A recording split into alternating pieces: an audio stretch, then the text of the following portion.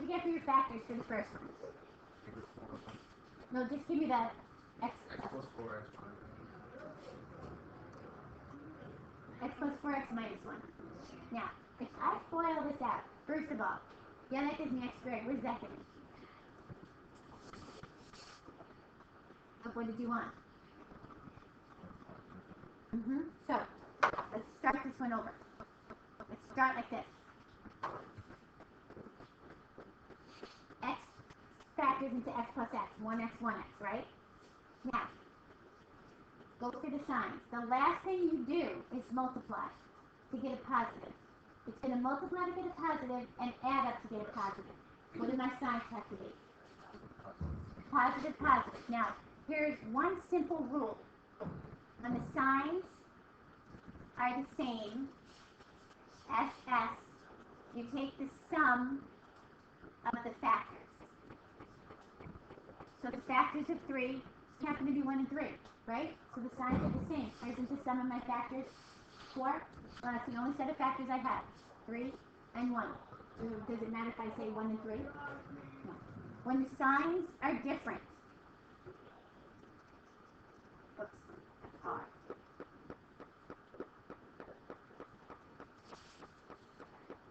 you take the difference in the factors. We'll look at that one in a second.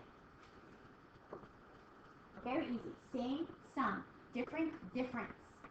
So now, I get to this guy. This is no different than this one. All I did was this. I put the 3 here, I put the 1 here.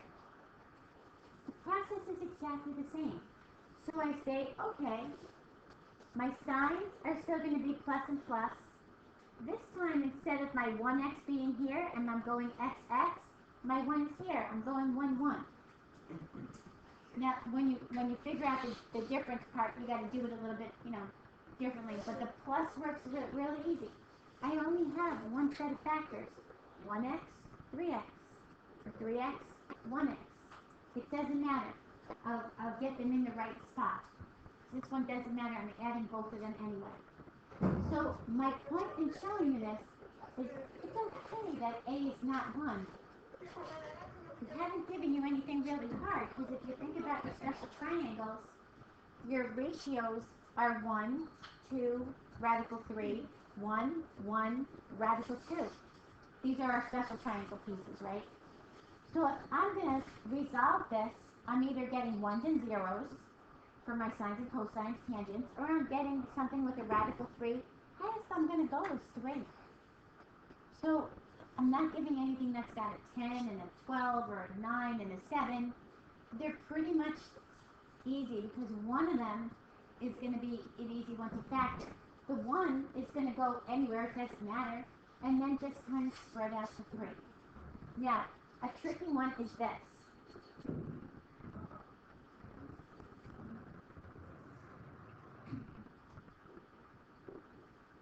This one's a little trickier. So again, start with your x and x. The last thing I do is multiply to get a negative 6. What gives me a negative in your signs? Negative and a positive. Factors of 6. 1 and 6, 2 and 3. Now, here, your signs are different. Take the difference in the factors. Look at your factors and see when I subtract them, which one will give me a 5. Which pair of factors will subtract and give me a 5? 1 and 6, right? Now, that's the factor I'm going to use. I go to the middle guy. Wherever this is where I find my minus. My highest one goes here, and then here. Okay? If you do it when A is not 1, it's a little bit reverse thinking because you have to come the opposite direction. But this should still work for you. Okay, now I get to solve the first one. Subtract, get this, isolate the tan.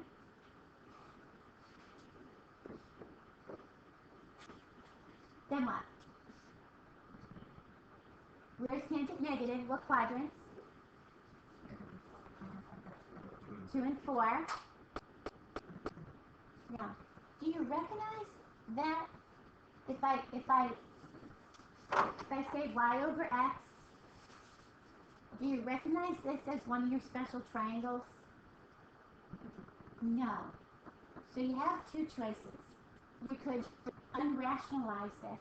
If they got a radical on the top, then they probably multiplied it by 1, which probably was this. They rationalized, get the radical out of the denominator. Or let your calculator lead you to where you need to go. But if you put in second tan, you want this reference angle. This reference angle is your little acute angle. It's the guy that comes from quadrant 1. Don't put in a negative sign. You want the little positive 1 over here because it's reflected. So second tan, radical 3 over 3. Put that in your calculator. Put your mode in degrees. Because I'm not sure where to find this. I'm not even sure. I set it up. I look at the sides. It's still not ringing a bell. And it won't ring a bell because you switched around what would have been a radical is now not a radical by doing this. And what would have been, okay, is now a radical. So what does that give you? What little reference angle does that give you? 30. So when I set my 30 up, and then I see 30 is supposed to be 1, 2, radical 3. Oh, doesn't that make sense? 1 over radical 3. That's how they got the 3, radical 3 over 3. No, the negative tells you what quadrant to be in. What you want to do is know this reference angle. If you put your negative in, that's where your restricted angle comes from. It will give you negative 30. For this one, it's not so bad because you can see it's 30, but when you do a cosine, it will give you like 120, over there. So set this up so that you can see this reference angle, because that's all you need to find this angle, and now find this angle. So 30 goes into 180 how many times? 6. So this is 6 pi over 6, and this is 12 pi over 6. So 1 less is 5 pi over 6, and 1 less from 12 is 11 pi over 6. So maybe, again, the radical 3 over 3 didn't catch your eye, and maybe you didn't see that, oh, they rationalized it, because when you set your triangles up, that's not where what it's supposed to look like. If that was a radical 3, then the other guy would be a 1, but it's not. So just find the little positive reference angle. That's all you need to find. Okay, second one. I'm going to pull this out for a second and factor. Then I'm going to put the signs back in. X and X. What signs do I need? Pluses and minuses do I need to multiply to get a negative? One negative, one positive. Does it matter if I put the negative or the positive first? No. I look at my factors of 6. I say my signs are different. I look for the difference of my factors to be 1, 2, and 3. And I take the higher one, and that's where my negative goes. That's a negative. I stuck a 1 there. It's still a negative. I take the higher one and put it next to the negative. Now I've got my factors. So let's slide your sign back in here. Sine of x minus 3 equals 0. Sine of x plus 2 equals 0. So I have an angle whose sine is 3, and I have an angle whose sine is negative 2. What are those angles? I don't know. You're right. Because my sine curve only goes from 1 to negative 1. And if I really didn't see that, I could throw this in my calc. Second sine 3. And it says, I think it's out of domain or something like that. Out of domain. It's out of your domain. Because look, you can only go as high as 1. Isn't the sine of 91? And the sine of 180 of 270 negative 1? So, no solution. Neither one of these have an angle. No solution. Now the last guy, again, I'm going to pull these out until I can see my factors. I switched them around on you. I put the 1 over here. So start with the 1 over here. What are your signs going to be when you multiply to get a positive, but you add to get a negative? two negatives. And therefore, it's not going to matter which way I put my 2 and my 1. So let me put my sign back in here. Sine of x minus 1 and 2 sine of x minus 1. So therefore, I have an angle whose sine is 1. That sounds familiar. I can almost see that over here, can I? And I have an angle whose sine is 1/2. So if I'm not even sure about where I find a sine of 1, I'll just throw it in my calculator. Let it lead me to, am I looking for a quadrant or am I looking for a triangle? Because that seems to be the other confusion. When do I get a triangle? Because the sines and the cosines of 1 and 0 give you a quadrant. And a tangent of 1 gives you a triangle. So just throw it in your calc. Second sine, 1. And it'll tell you 90 degrees. So now you know it's up here. And you say, oh yeah, that's right. Always look across the pole. The zeros have 2, the 1s don't. Because this guy down here is a negative 1. So we have one angle, pi over 2. Then we do this guy. Sine is positive in what quadrants? 1, good. 1 and 2. So I've got 1 over 2. What reference angle? 30. So I've got 6 pi over 6 and 12 pi over 6. I don't even need that one. So I'm in the first quadrant. Pi over 6. And I'm in this guy. 5 pi over 6. So I have 3 solutions. And can you check those solutions in your calculator? Either you can flip them to degrees if you like, or leave them in radians, just change your mode. Probably easier in radians. Good? Questions on how to, what's the problem with this equation? Two variables. One's a sine, one's a cosine. So I have to replace one. Which one can we replace? The sine. Whenever it's cosine to the 1, sine to the 1, that's the lowest it goes. But a sine squared, you have one identity, your Pythagorean identity, that you can't forget. You can find all the other ones with the secant and tangent from this one, but this is the one you have to remember. It comes off your unit circle, again, with the x and the y. X squared plus y squared equals 1. That's your Pythagorean theorem.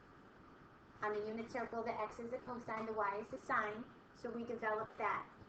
If you solve for sine by subtracting your cosine x, sine squared x equals 1 minus cosine squared x. You're going to replace this guy with 1 minus cosine squared x.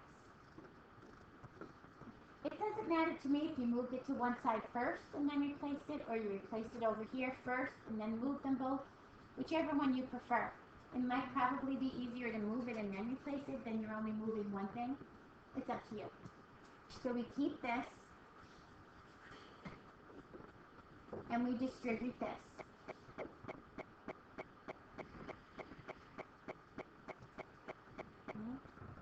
Now you have descending variables. You have a square and a regular. Everything goes to one side. So I'm going to move everything to this side just so that we keep this positive. Otherwise we have to multiply by a -1, which is not a problem, but be careful with your negatives. And we're going to subtract 2. This is okay because there's my equal sign. So we get 2 cosine squared plus 3 cosine x plus 1 equals 0. So like I said, the numbers are not that big. 2x squared plus 3x plus 1. So the 1 is going to factor to 1 and 1, which the sign is going to be if everything is positive. Positive, positive. So does it matter where I put my 2x and my 1x? Nope. 2x, 1x. Always check the guys in the middle, the little smile. They have to add up to your middle term. So 1x and 2x give me 3x. So now I can put in your pieces. So cosine x plus 1 and cosine x plus 1, and then solve. So you're going to get the cosine of x is equal to negative 1/2, and the cosine of x is equal to negative 1. And then you're going to find your angles. The algebra is done, and now the trig kicks in. These are trigonometric equations. So, where's cosine negative? 2 and 3. Okay, cosine is x over r. What's this missing side? Y, which is what? Radical 3. What angle is this? 60. Now, if I completely forget, I can still say cosine negative 1. Just look for the positive. I want the little acute angles. Because in this case, if you put a negative in, it's going to give you angle 120. Because don't forget, those are where your restrictions are. You can still figure out your reference angle, but it's much easier. Always go with the positive. So once we find that, it's 60. 60 goes into 180 how many times? 3. So we just need this side. So this angle would be 2 pi over 3. And this other angle would be 4 pi over 3. And now we got the other part to do. And I'm not sure where an angle whose cosine is negative 1. So let me put it in my calculator and show me, is it a quadrant or is it a triangle? Oh, it's a quadrant. And where is it at? 180. So yes, I know it's located here. Let me just look across, and this guy is a 1, so I'm okay. I don't use this guy. So just pi. So I have 3 solutions to this equation.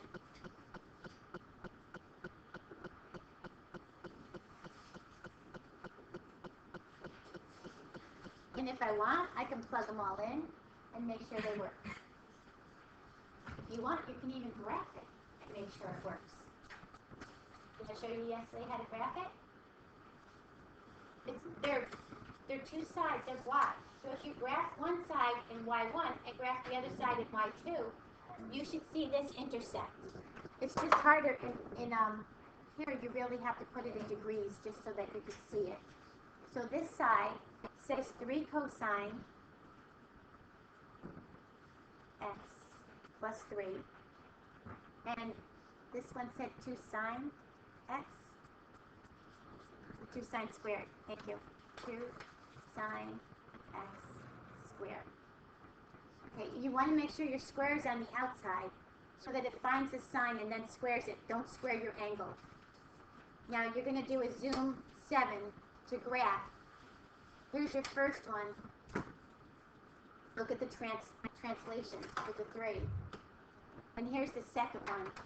You should almost be able to see this in your table. If I set my table up, let's just go by 30 degrees here. 0, 30. We said at, and these are in degrees, we said at the 120, oh, and it's not equal, what happens here? What did I do?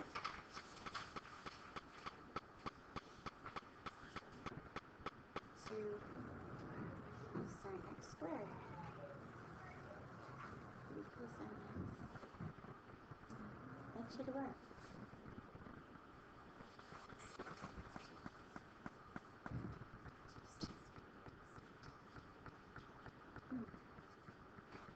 That should work. It worked this morning. I must have done something wrong. You can see at pi it's the same. And at 120 right in here it should be the same. It should be the same in there. But for some reason that's not showing me that. That's the same there. It's just same there either. Alright. I'll have to look up to see why that didn't work. Are we comfortable with this? Are you comfortable with solving these equations? They're not bad. I just want to tell you real fast, I had my mode in radians. So let me just zoom again, just so that you see that this works. I know. Because this graph should have worked, because you see it hit, I just couldn't see it on the table. But now you can. See, your 120s are the same, your 180s are the same. Because I had it in radians, not degrees. Because we put it in radians before when we were checking the equations, and I forgot to put it back to. It was bugging me.